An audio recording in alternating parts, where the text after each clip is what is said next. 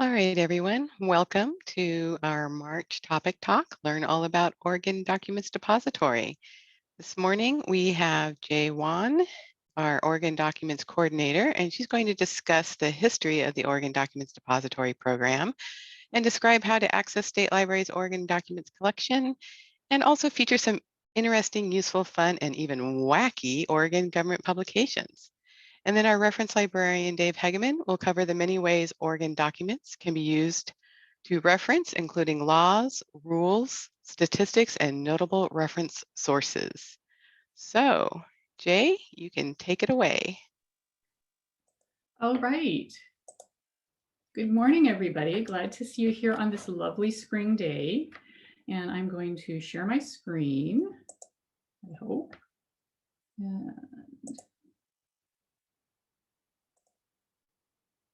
And I'm going to spend just a fairly short time on the PowerPoint presentation, and I want to spend most of the time looking at different things in our digital collections and just giving an idea, as Darcy said, about some of the more unusual Oregon documents. Just because they're unusual doesn't mean they're not useful, but because Dave's going to be talking more about the useful aspect and how you can use them for reference. And I am the Oregon Documents Coordinator, and my pronouns are she, her, hers. So let's go ahead and get started. So the mission of the Oregon Documents Depository Program is to provide, to ensure government transparency and to have Jey change to speaker view so she can actually see what she's, what she's reading. To support government transparency and civic education by ensuring consistent and coordinated permanent public access to information published by Oregon state government. And we've been doing this, in the institutional sense, for over 100 years, since 1907, because it's important that information that's developed and published at public expense be available someplace where folks can get at it. And obviously in 1907, that was going to be a print publication in a library that was relatively close to you. Over the years, it's changed a little bit, but we still are basically doing the same thing. And we like to say we've been doing government transparency since before it was invented. I do want to say, when you're presenting, you can't really see the chat. So if anybody has any questions, if somebody sees a chat, and feel free to unmute in case something's not clear and let me know. So how do we do this? This is our statutory requirement to collect and provide information, provide access to these publications. So we proactively collect both print and digital publications of Oregon government agencies. The reason I say proactively is that the statutes do require agencies to deposit a copy with us, but for the digital publications, we're monitoring their websites in various ways all the time, so they don't have to do that. Oh, I think I should send this to the library. It gets things in our digital collections much more quickly, and it takes a little bit of a burden off of the agencies. We distribute the paper publications to our depository libraries, which includes us. We get 2 copies, and then the County Library, Portland State, Oregon State, University of Oregon, Southern Oregon University, Eastern Oregon University, and OIT. And they're required to add everything that we send them to their collection, to put a record in their catalog, and to make it available to the public free of charge. We do the cataloging, so they just can get the records from us or from OCLC. They don't have to catalog. And they also, for the digital publications, which is the bulk of what we're doing now, because that's the bulk of what agencies publish, for the digital publications, we also provide a catalog record for those, which link directly to our digital collection, which we will be looking at shortly. Now, we provide access to our both physical and digital collections. And during normal times, when the agency isn't closed to the public, when the building is open to the public, anyone can come during our open hours and look at any physical Oregon document they want to. Any citizen of Oregon with current picture ID can borrow a copy if they come in person, or they can borrow a copy through their local library through interlibrary loan. Obviously, the situation is a little bit different now, so people can't come to the building. They can borrow a copy through their local library, which would be a lot of you folks, through interlibrary loan. But more often than that, for a state government publication, if we only have a paper copy and somebody requests it, we will generally digitize it and provide the digital copy, because we do have, as I say on this slide, a plan to systematically digitize all of our older publications to enhance access. This is a huge, huge job, and we've gone through different forms of triage to decide what we're going to digitize first. We started out with things that, as far as we know, we're the only library that has a copy, but we also have prioritized other things, and one of which is somebody asked for it, so there's interest, so we need to get a digital copy out there.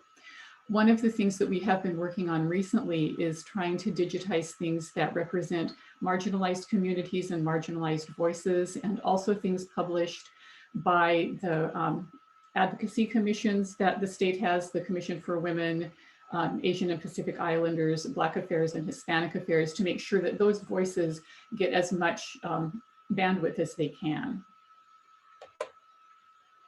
So obviously we're all entering into our second year of dealing with the pandemic, and this has had a big impact on the staff of the Oregon Documents Depository Program in ways that we did not anticipate at the first.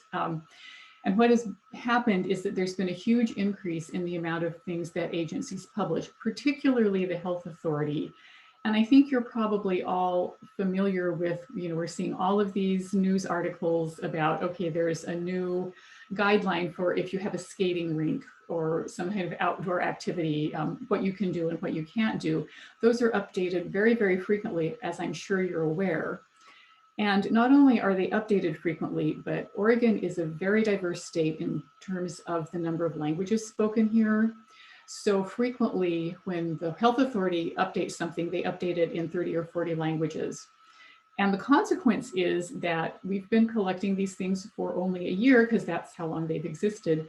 And we have over 5,000 publications in our COVID sub collection, which we will look at in a minute. There are also things not from the Health Authority. For instance, I'm sure everybody's familiar with Ready School Safe Learners, which the Department of Education puts out. So I'm not going to go to these pages. We're going to look at some of these pages in a minute when I go to my browser. But we wanted to make sure that these are places that you could easily click on. Darcy will be putting our PowerPoint presentations up on their LibGuide for their topic talks. And just also to encourage you, if you have any questions, that you're absolutely welcome to contact us. We have Dave's and my email and just the general ORDocs email also. So I'm going to stop sharing my screen, I hope.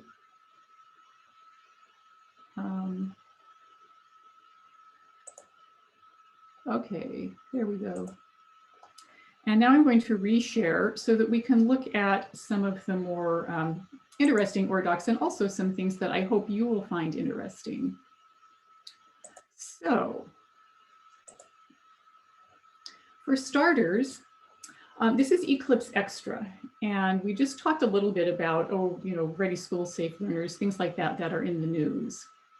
So I don't know how many of you are familiar with Eclipse, which is, it's a blog that's kind of an environmental scan that the library does every day of news articles about state government. And those of us in the ORDocs program, as we were starting to work with this blog, realized an awful lot of those are either about state government publications, or they're about things that state government really has a lot of information about. So we started Eclipse Extra, and this is the blog. We update every day or 5 days a week, Monday through Friday. And it's either going to link directly to something about that was in the news, for instance, this climate equity blueprint, which is linking to this new publication. Or maybe there's an article about trying to get rid of pampas grass, and we do have some publications about that. There's something about, excuse me, the Rock Creek Fish Hatchery, and we have their annual management plan. Birth rates have been a big deal, and we have a lot of statistics published by state agencies about birth rates. I just talked about Ready School Safe Learners, new guidelines. One thing that I do want to give is a little bit of almost a caveat, both about Eclipse Extra and about government documents in general. Sometimes they're about very distressing topics. And we've had a couple of posts recently in Eclipse Extra about anti-Asian violence and also about the murdered and missing Indigenous persons. And also just because we are doing the whole history of Oregon state government publications, some of them, the older ones, are things that you just cannot imagine that people ever thought or did. But it's important for us to document and preserve those. So this is Eclipse Extra. So if you're thinking, which I hope maybe you will be, I'm going to be doing some programming, and I would like to see if maybe there are some coloring books or activity books, maybe some state agencies have put out that I could use. So the answer is yes, there are. And so we're going to go to our catalog, and I'm just going to switch from everything to library collections. That means we don't get the photograph collection, which is also cool, but it's not what we're looking at. And I am just going to type, you can tell I've done this before, coloring books. And I get 135 things, including one that's in the Library and Information Science collection. But if I really just want to see, I want to see Oregon-based things. So I think I would like to go to only things that are in the Oregon Documents collection.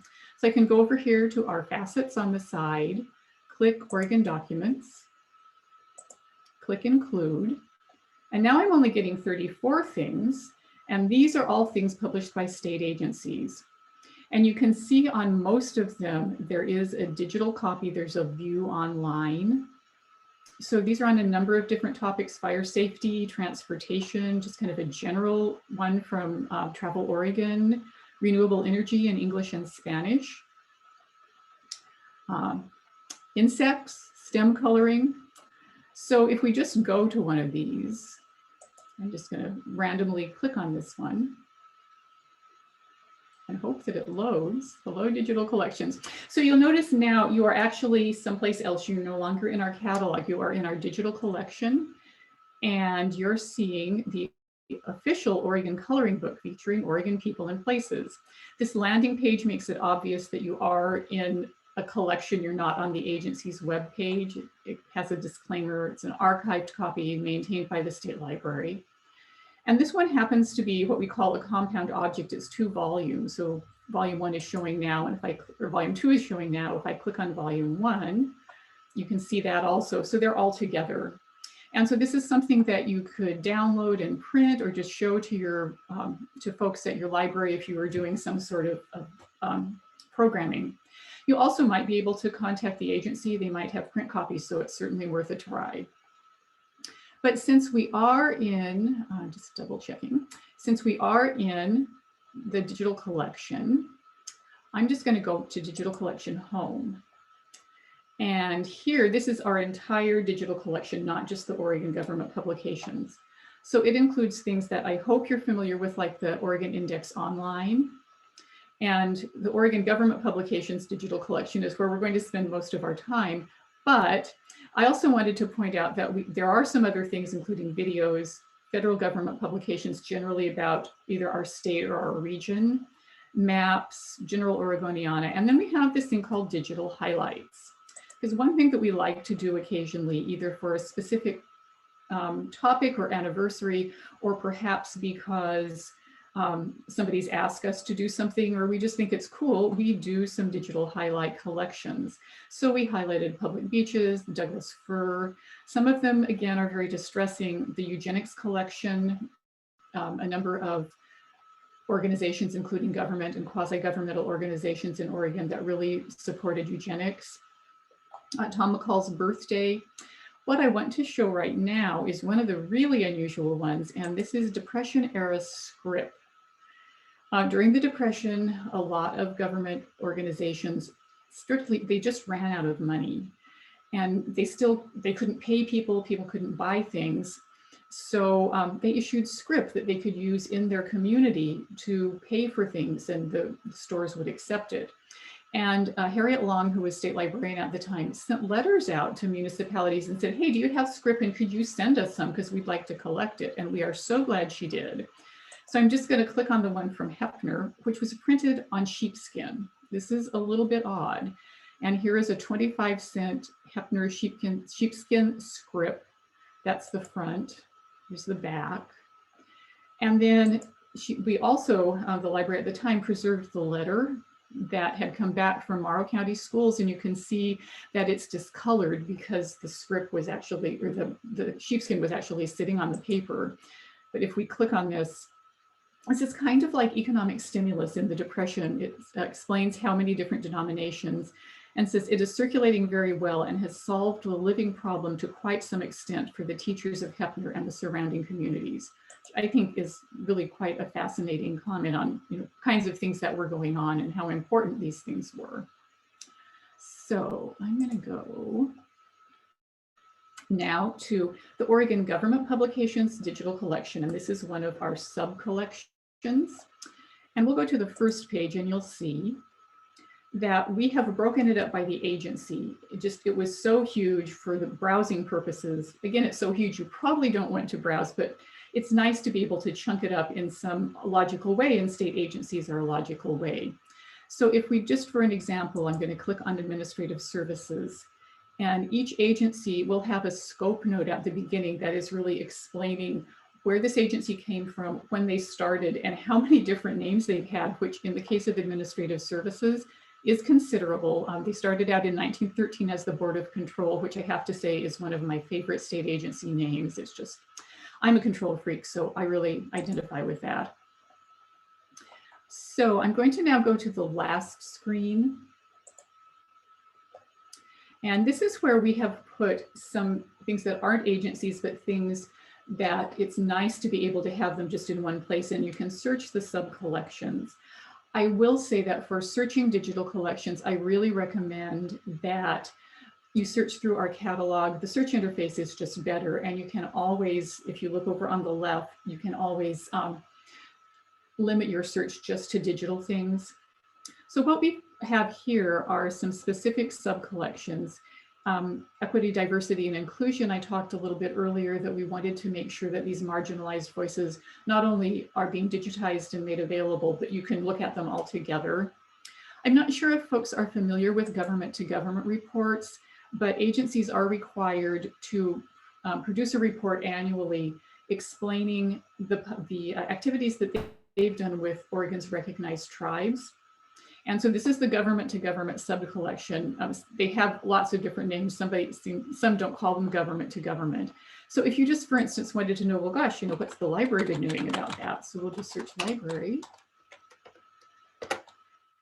And our government-to-government reports will come up first. And again, you can click on them and there'll be a compound object. All of the older ones will be there so you can review them. We'll go back to the main collection. There are posters. I'm going to show one of my favorite posters at the end. Annual performance progress reports they're very plain. Agencies are required to do them every year to say, this is what we said we were going to do and this is what we did. And so it's a good way if you are trying to track an agency's progress on a particular topic, you can do that. But I did talk about the COVID collection, and it is very big. As I said, over 5,000 items. And we decided that we would chunk it up by language.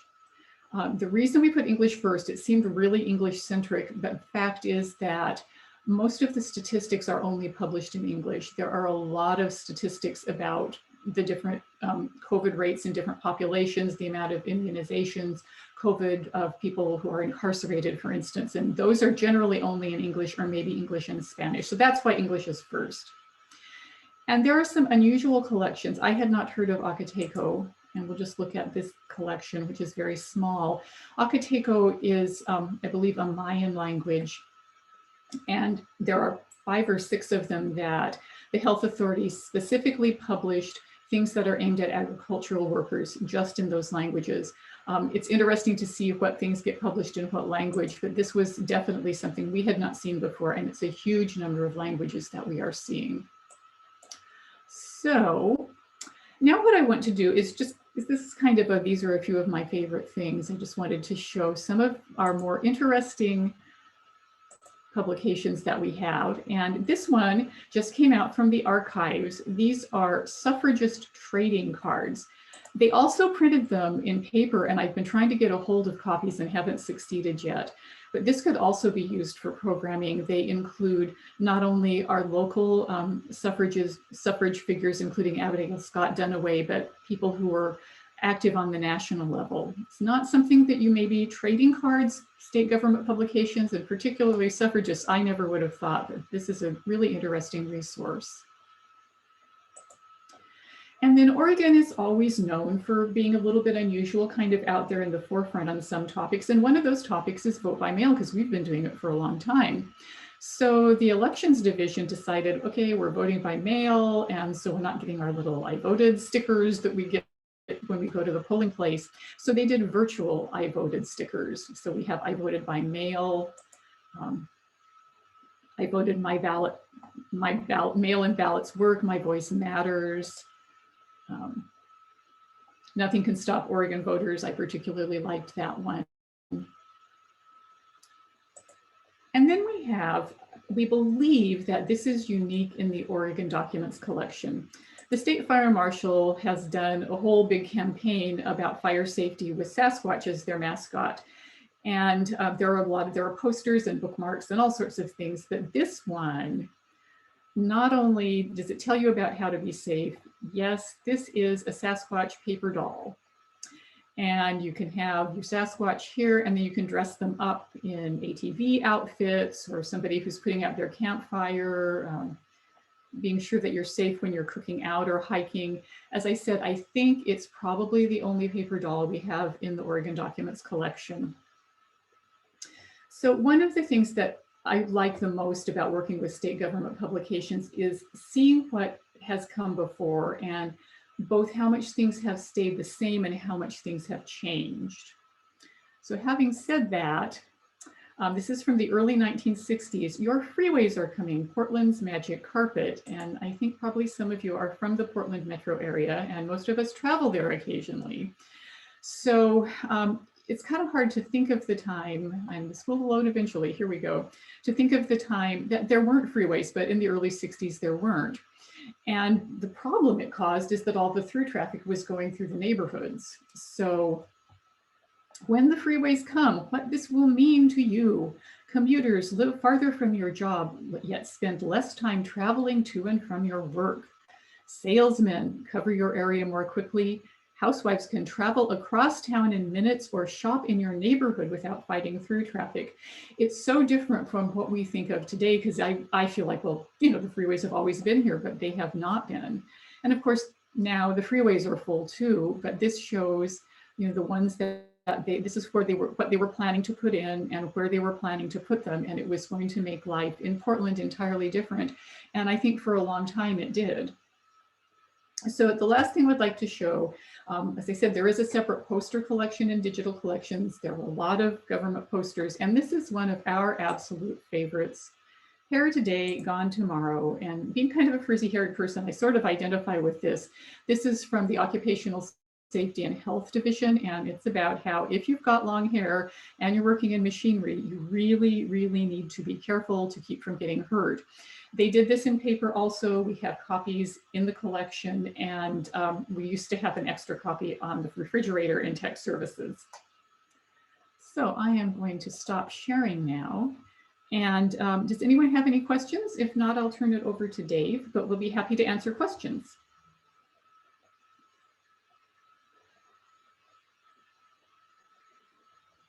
Okay, Dave, I think that's your cue.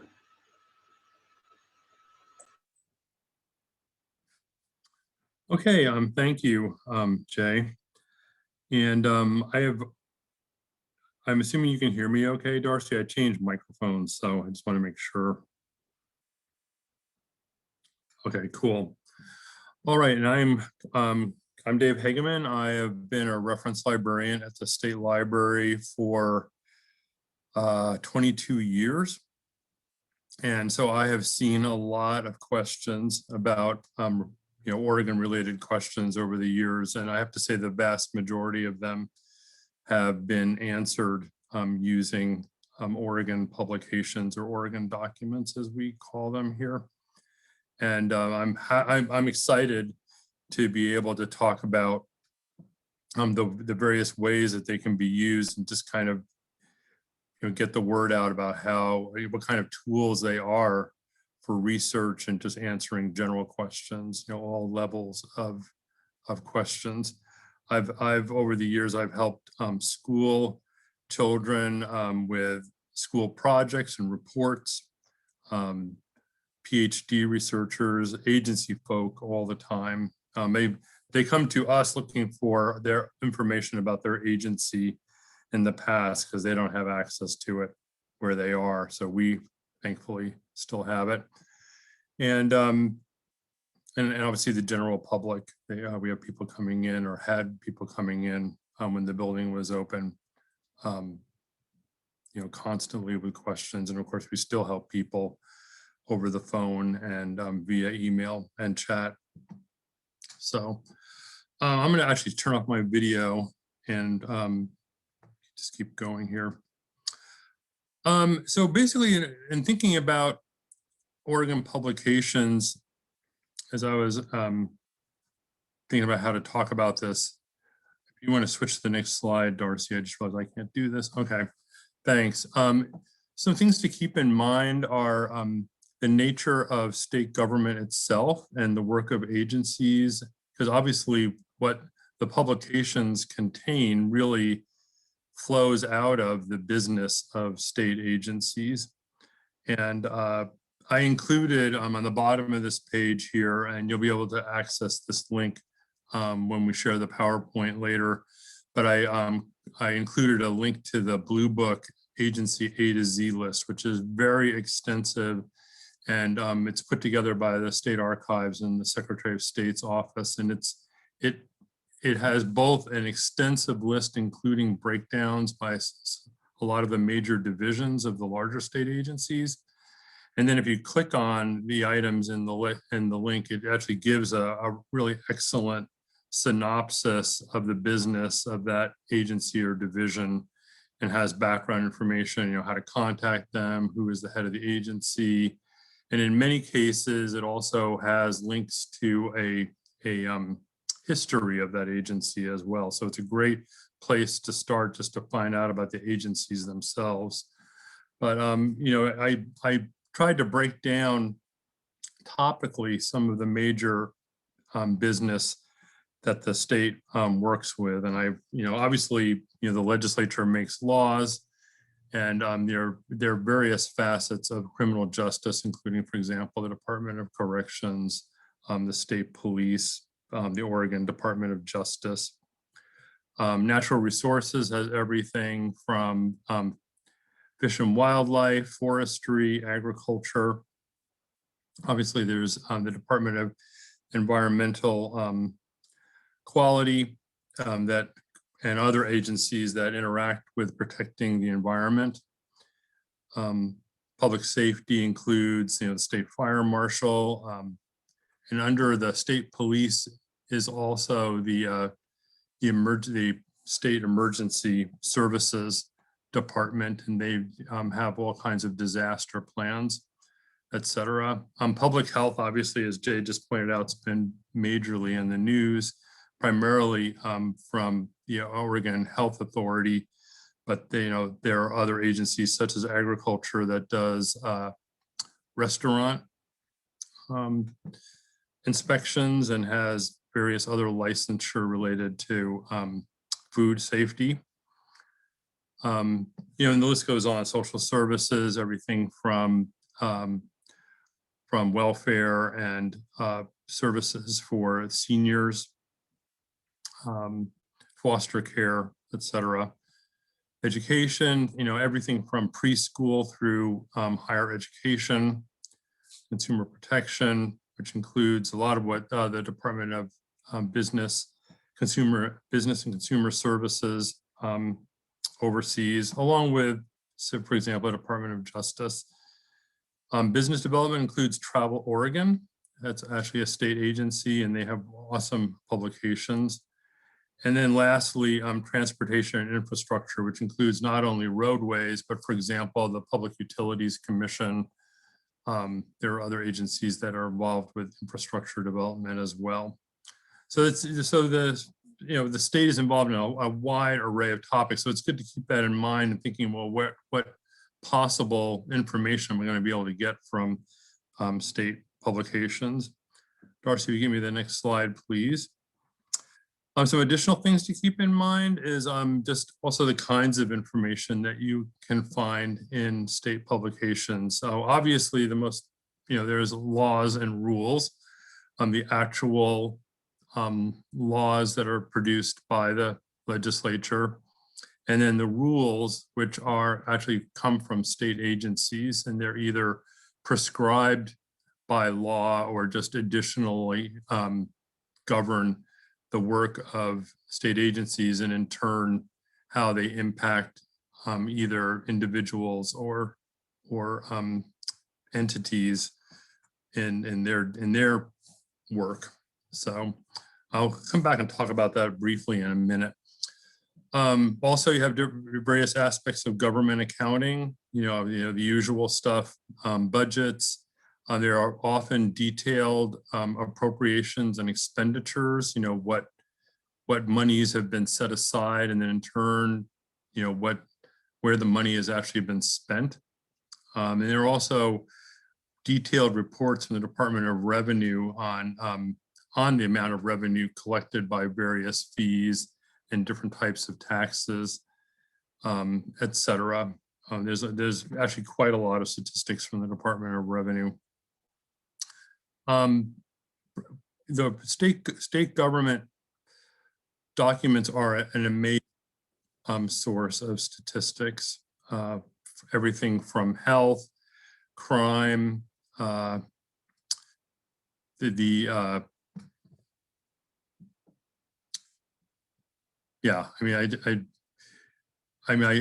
trying to think. Oh, I guess I was going to say that even the employment data that's put together by the economists at the employment department is an awesome resource. And basically a lot of these are prescribed either by the federal government, or they are in turn turned over to the federal government and then get compiled into federal data as well.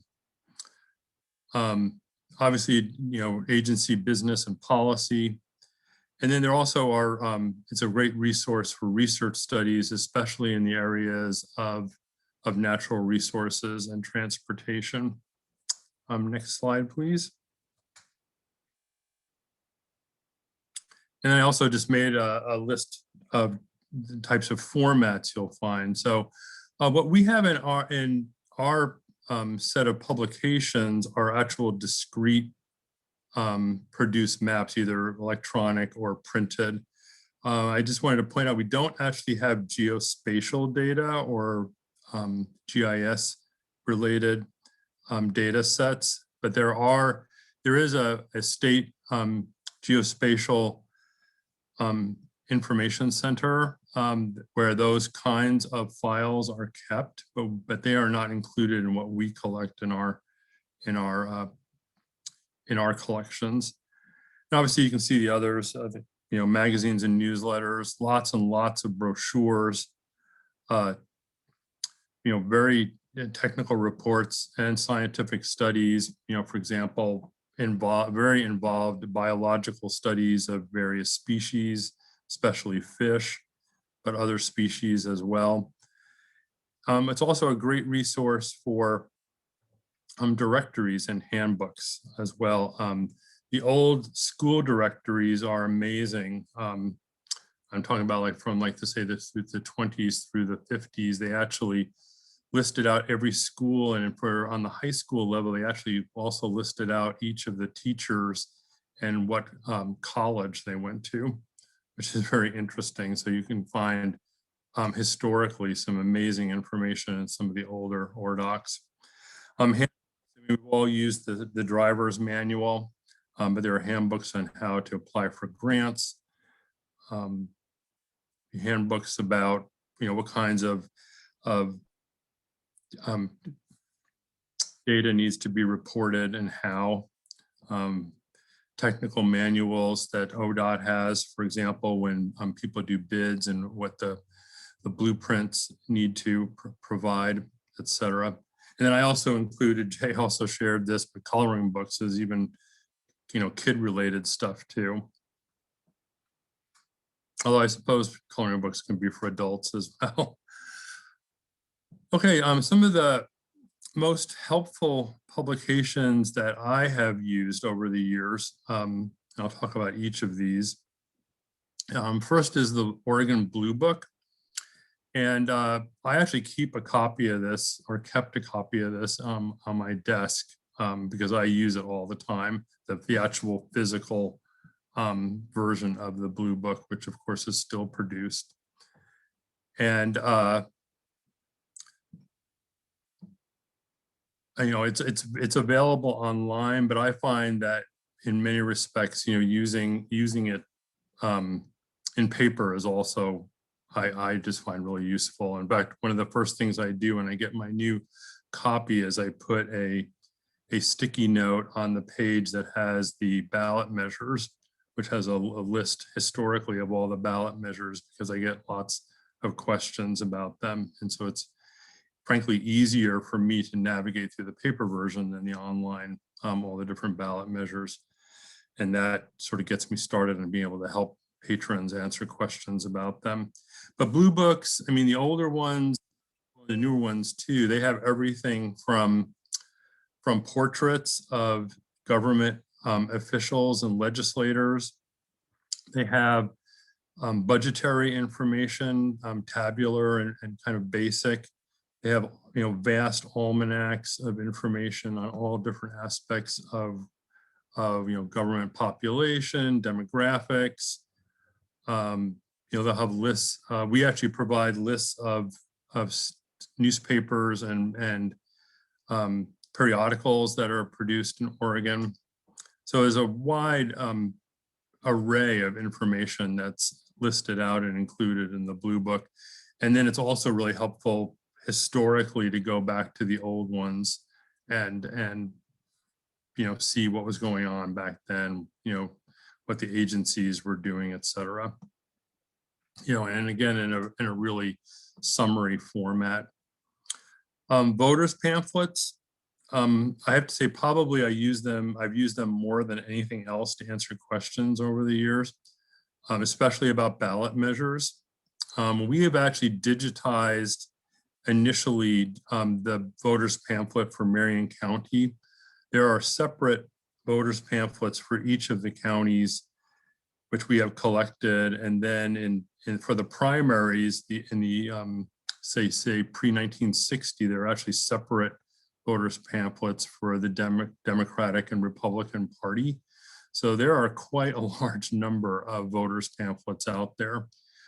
We are happy to digitize them for people, by the way, and we are hoping in the near future to actually digitize all of them. But presently, we only have it digitized for Marion County, and that allows you both to see all of the statewide races and all of the ballot measures, because that is uniform throughout all of the voters pamphlets. You'll find biographical information about each of the candidates. You will usually find pictures of the candidates, little portraits. And so there's, and then of course, it's really interesting to see the pro and con arguments that go along with the candidates and the measures in them historically.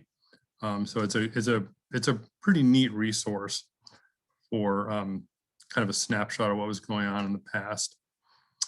And it's kind of, and I think from what I understand, Oregon is one of the first states actually to have voters pamphlets as well. And they go back, I believe, all the way back to 1912, if I remember correctly.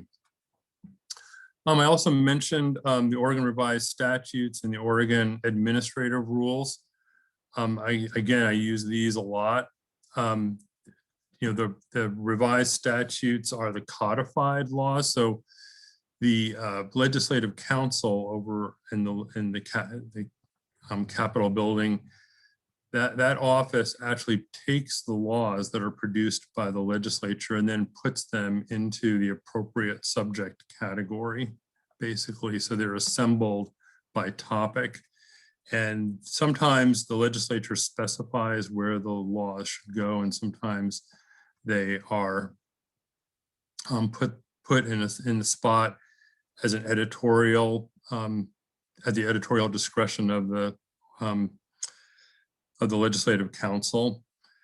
And the main thing I tell patrons about that is to use the index as a very good index that actually I use online. Even when I search it online, you can search keyword online, but I find the index to be the most helpful way to actually find laws in the Oregon revised statutes. The Oregon administrative rules are actually come from the agencies. So they're arranged by agency. So for example, the state library has a list of rules, that govern each one of the divisions at the state library. And so they basically are, document the processes and the procedures and the limitations of the agency, and then in turn, how individuals and entities would interact with us. So for example, they prescribe, officially what a public library is and provides the definitions for that. And then if to be a recognized public library, you would need to meet the rules that have been set by our agency. They're a little bit harder to search. I definitely recommend using their online search, because there's not really an index for the Oregon revised statutes, or for the Oregon administrative rules. And if there is one, it's kind of limited. I frankly have not used the index at all recently. And they also included here annual and biennial reports. And the reason why I put this here is that, each agency is supposed to, I believe still by statute, send the legislature a report basically on their activities. And they vary quite a bit in the amount of detail they have, but many of the older reports, and here I'm talking about, say, prior to 1950 and certainly prior to 1920, can be very, very detailed and are amazing amazing what they actually include in the report. So for example, you could look at the state libraries biennial reports from, say, the 1920s, and it actually lists out each of the appropriations, everything that the library used money to spend on, so that you could see, how much a certain publisher was paid to buy books, and each time that's done, that's listed. Many of the older biennial reports have lists of all of the employees and their salary.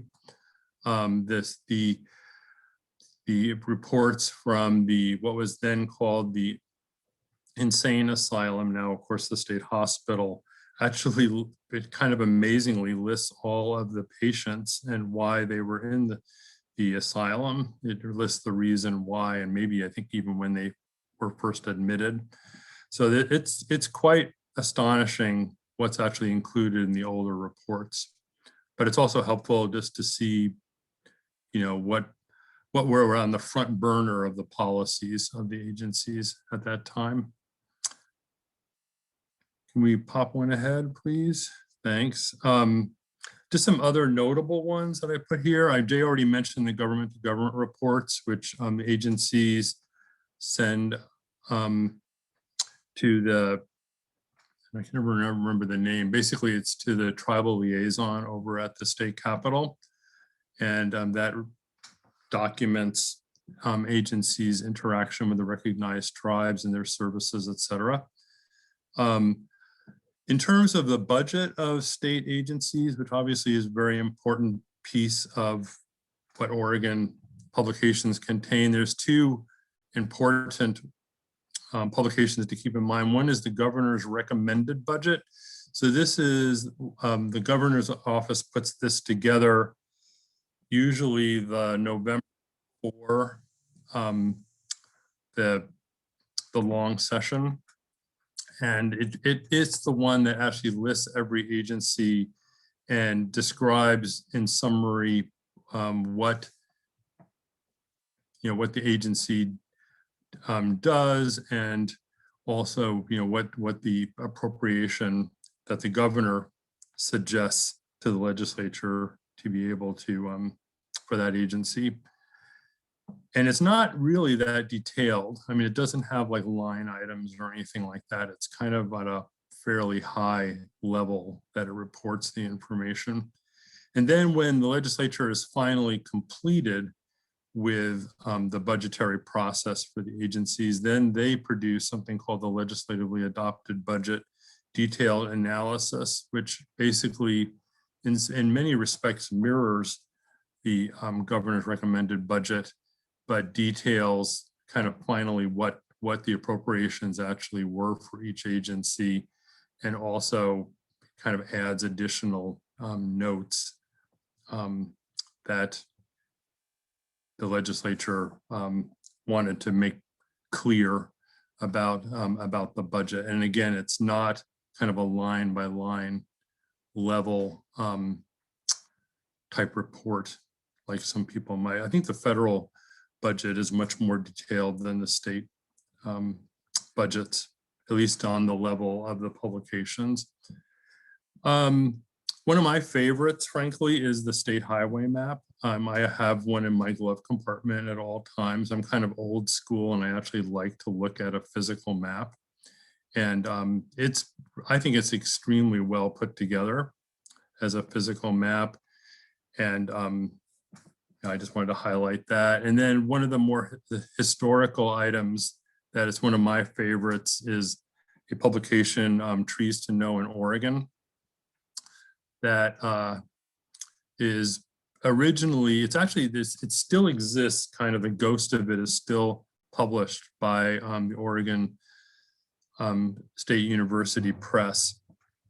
But the original was actually produced by the Department of Forestry and is illustrated by Hugh Hayes, who is a delightful illustrator, one of my favorites. And it just has, I don't have the pages now, but you can explore it. We have these digitized in our digital library, and it's really a lot of fun. You can see for each species of tree, there are leaves and the shape of the tree and kind of a background to them, etc. It's a nice little handbook.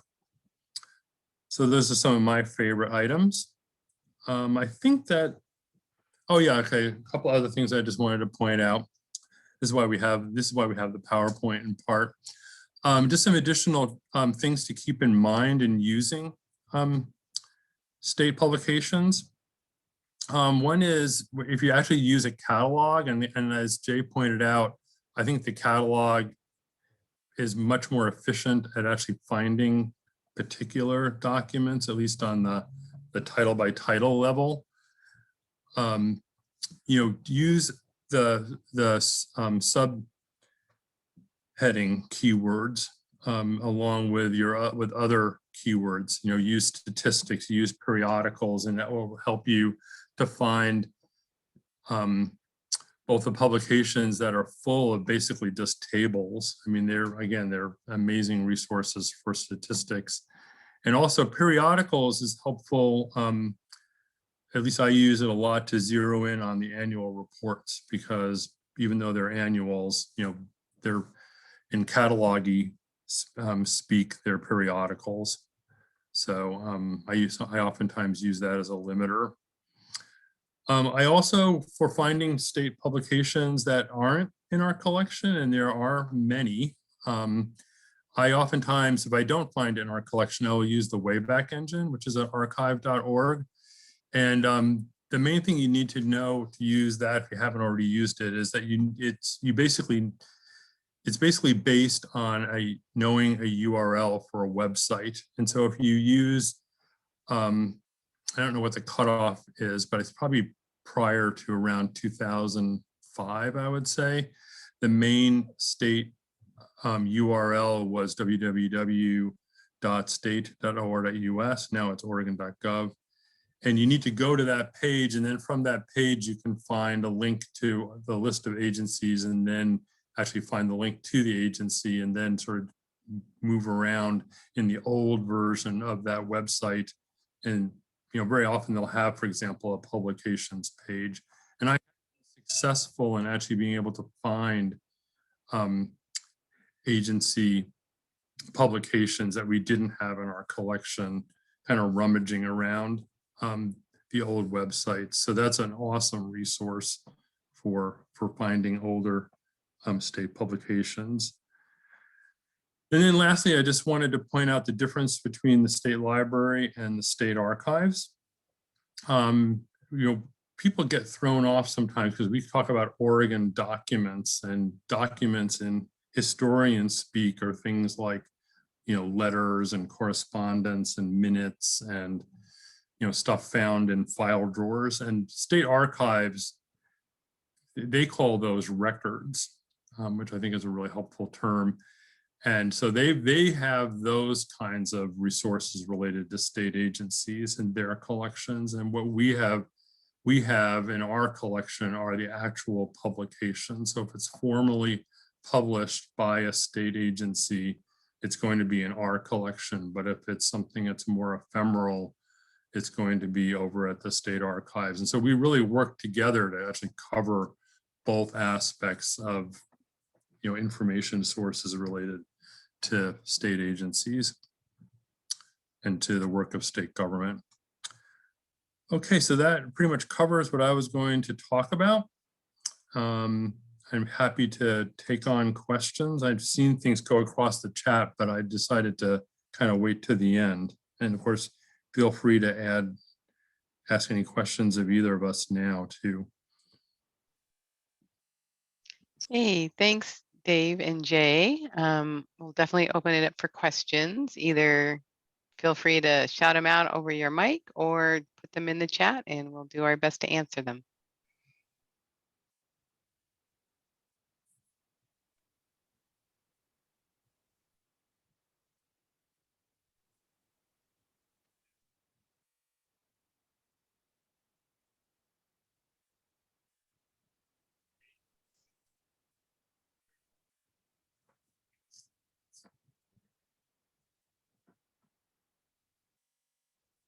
I don't know if someone's typing in a really long question in chat or if nobody has any questions this morning, which is fine either way. We'll give folks another minute or two. And I would like to say someday, which is coming eventually when the building is open again, if you haven't ever visited, we'd love to have you visit and take you on a tour and show you some of the stranger old publications and just the architecture of the building, which is also interesting.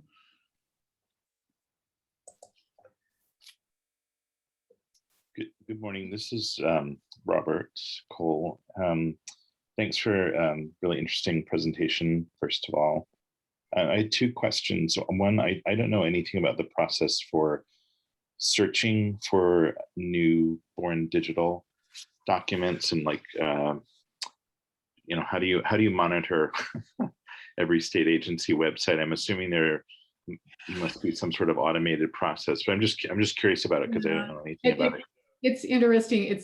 I spend at least half my time doing that, and all states that have depository programs are do it in different ways. The main thing that we do is we're actually unique in this. We get a feed every day from the state e-government people who most agencies use their content management system. And then we have an in-house tool that puts it into different categories. But we also use RSS feeds and watch that page and email lists, all sorts of things. It's overwhelming. I mean, I'm sure we're not up to date, but we're doing the best we can. Sure, that makes sense. Interesting.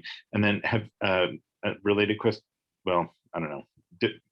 Another question is: have you ever added something to the collection from the archive.org that Dave mentioned that you've discovered? Absolutely. One of those? Okay. Yes. Yeah. And particularly sometimes we discover, for whatever reason, we discover a serial after the agency doesn't maintain the older copies anymore. It's not unusual for an agency just to put the most current one on. And yes, we harvest them from archive. Yep, we love them. Cool. Thanks again. Thanks, Jay. We did have a question from Nick, which was, can most patrons access the catalog from home without visiting a library or mediator? They can access the catalog. They can't place reserves or anything like that, but they certainly, yeah, it's on the web. Yes, absolutely. Great. Oh, And then, can I just say something really, just add to that too, is that we're happy to interlibrary loan copies of them. And we will also digitize them for the general public if, especially nowadays, with the restrictions of COVID, we've been digitizing a lot. great. And then we had another question from Crystal. She would like to know where we could find documents on Oregon Native Americans. And that's, actually, I think Crystal had emailed us a couple of weeks ago, and we did some checking. I have to say, in Oregon Documents, I didn't find a lot. It could be that they're not cataloged well. Obviously, the government to government reports. It's possible that it's information that's buried in some other publication. So I really wish that we could have found more, but when I did a little bit of checking, I didn't, and I don't know, Dave, being a reference librarian, will know more about it, I hope. Yeah, I would echo that, at least in terms of the state publications in particular. One of the things that's really helpful that Jay demoed, but just to emphasize, is while using the catalog is more efficient for finding individual publications, using the digital library interface and using the search function, it actually searches the text of items. And so you can put in, tribal names, for example, or, anything into that and find mentions in the text itself. I am sure that there are many agencies that collect data related to tribal, say the health statistics. And so there may not be an individual publications topically that are just about the tribes, but would be included more broadly in other statistics. So the information is out there. I have to say, this is the kind of question, it's, for me, it's helpful just to have the specific question on hand and then start looking at the vast array of possibilities for finding the answer. Historically, the tribes interacted more with the federal government. And so we do have, in our federal documents collection, we have a pretty complete serial set, and there are some amazing older documents about the tribes in that. So anyway, I think there needs to be more, and I think there probably will be more in the coming years. So it is limited.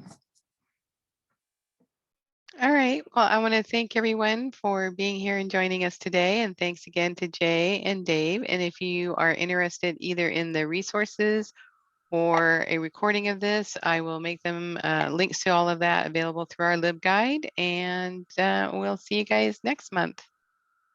Thanks for coming. Bye, everyone. Thank you.